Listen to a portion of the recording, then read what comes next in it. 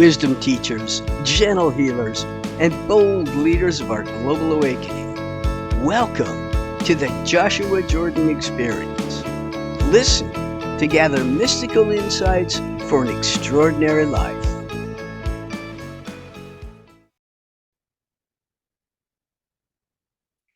You never change things by fighting the existing reality. To change something, build a new model that makes the existing model obsolete. R. Buckminster Fuller said that. And these words are inspiring to the teachers, the healers, and the change leaders of our time. You see, change is constant. Change is happening. Some of our changes are consciously chosen, and others seem to happen to us unexpectedly. That is life. However, I will say the intentional changes are much less stressful because they're often planned for. The unexpected, well, keeps us on our toes.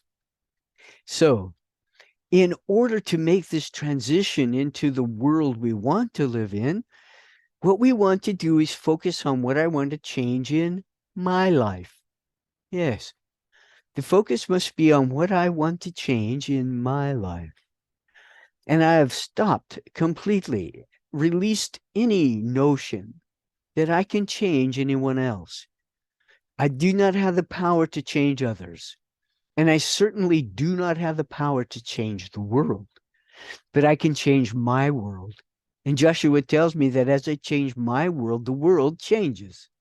So I want to focus on what I want to change in my life. Stop trying to change anyone else because that just leads to failure. And Joshua teaches more about that as the abuse of power in future videos. So be mindful that you are the only person that you have the power to change and transform. Then, by your example, you will influence those around you. Influence. You have a magnificent scope of influence that you may not be aware of. In your environment, everything around you, surrounding you, is impacted by your energy imprint, your thoughts, your feelings. So, your influence is greater than you think. You know, the desire to change the world is nothing new. We have wanted to change the world since the world began. I'm reminded of a story of an Anglican bishop who had it inscribed above his tomb, this story, that when he was young and ambitious, he wanted to change the world, and yet the world had nothing of it. So he decided to limit his scope and just change the community. And again, the community would have nothing of it. So he limited again his scope and said, I'll just change my family. And his family was not changed. And in his old age, before he passed, he realized that if he had only focused on changing himself, then by his role model, by his influence, he could have changed his family. And then his family could have changed the community. And the community could have changed the world. So begin within. The only place I have power to make change is within. And this model of transformation is very successful. So I'm owning the responsibility for only changing one person, myself. One person. And by releasing the idea that I can change anyone else, it makes it less stressful. I know that I have the power to change my own reality and then increase my influence of those around me. So I focus on what I want to transform in my life and how I want to model that transformation for others around me. Conversely, if I dwell on what I judge to be wrong with the world or wrong with my nation or wrong with our society or even wrong with my family, I just end up getting more of the same. In fact, it could actually seem worse. Reformation, transformation is the dance of the age. We are here at the time of the planting. We are planting the seeds of change right now. And the harvest of tomorrow will look very different from the world we live in today because we are joyfully modeling transformation and we are creating a structure. We're building that new structure of that love based reality. And it really can be a very fun dance if we let it be fun. We do our best to be living models of a new way of life filled with compassion and peace and happiness and health. All of these things become a part of our reality, and we are influencing others around us. And yet, we accept we're not perfect. No, far from it. We release all expectations of perfection. Learning new skills includes making mistakes and learning from those mistakes and trying something different. So, we do our very best, and yet we release all expectations that I must be perfect or others must be perfect. So we strive to be gentle with ourselves, you see, because learning new skills requires practice, and perfection is not the intention. So learning new ways of living, new ways of being, requires effort, practice, and mistakes will be made along the way. And when we stumble, we learn to forgive ourselves and to be gentle with ourselves. As I forgive myself and accept myself as I am, it becomes much easier to forgive and accept others just as they are. Accepting that we need to walk before we run reminds us that an occasional stumble is a part of the learning. Now I'm going to move aside and let Joshua speak to you. He's very close to me now and has been with me. We've been speaking very much as chorus today. Hello, beloved ones. It is my honor to speak to you. I am so grateful that you are hearing my voice. I know who you are. You are the teachers, healers, and change leaders of our global awakening. You are here at a very exciting point in human awakening, human transition, ushering in that shift from the fear-based reality that you live in today to a love-based reality. And everything will be so different then. I would like to share with you a little bit about my vision of the world we are building. You see, because I have been there. It already exists, and you created it.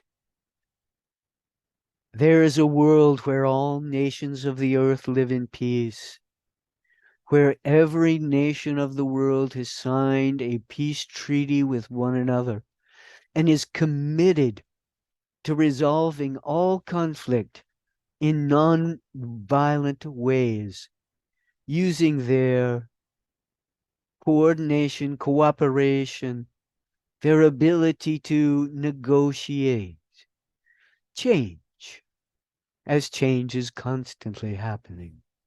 But the nations of the world live in peace. There's not a war anywhere to be found. And in the vision I want you to hold, not only is there a world at peace, but there is an abundance of everything for everyone. You know, Mother Earth is robust. She is quite capable of producing all that you need: fresh air, clean water, and clean, healthy, nutritious foods from rich soil. And if the nations of the world learn to cooperate today in sharing resources, you could eliminate hunger around the globe. It is possible right now to eliminate global hunger through the sharing of resources.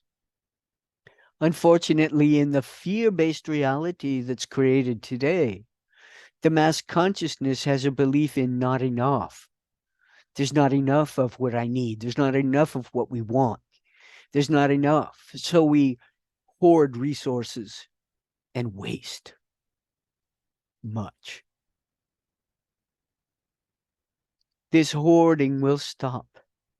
And a generosity, a sharing, a finding the way to move the needed resources around the globe so that all people have plenty of food, clean water, shelter, all that is needed to live a happy, fulfilled human existence.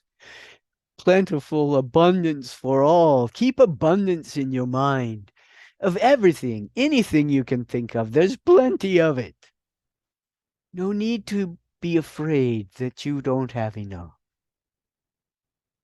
I have seen the world you're creating, and it is beautiful in the way that humans communicate with one another from a place of compassion rather than fear.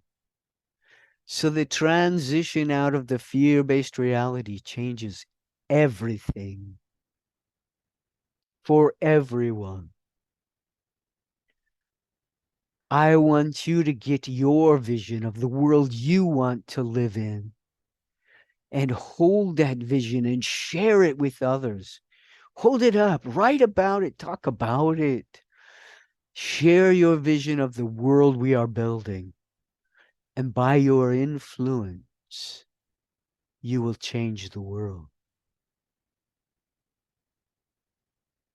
I'm going to conclude my comments. Although, as Jordan told you, we are chorus today. We've been speaking as chorus most of this presentation. But I want to just throw out to you, in my own way, let the light grow, let love show, and let your life be fun. Always be true to you. Thank you so much for your attention. I bid you good day.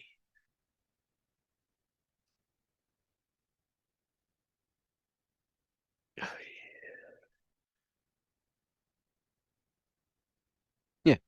How do I follow that act? Yeah, Joshua has a great sense of humor and he loves to laugh. So it's okay if I poke some fun. So, in summary, I just want to remind you the awakening is happening now. You are leading it. You are teaching. You are influencing. You are healing the earth. You are planting the seeds of tomorrow. You know, the day you plant the seeds isn't the day you eat the fruit. So we know that at this dawn of time, of a new time, of a golden age, we are planting seeds.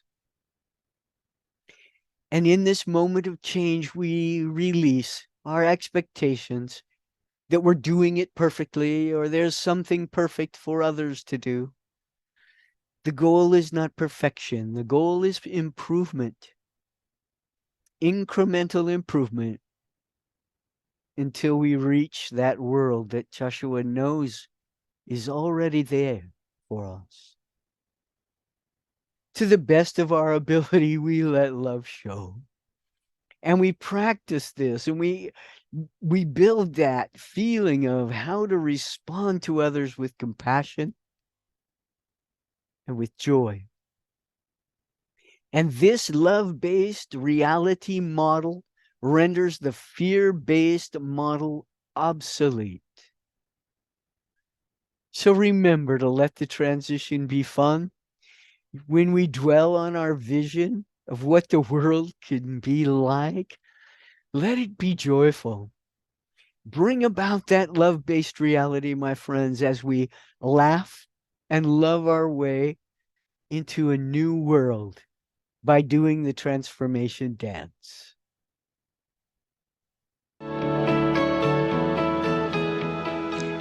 Thank you for listening. We hope you heard something to ponder and gained inspiration for your journey. Please join us again next time. Joshua says, let the light grow, let love show, and let your life be fun.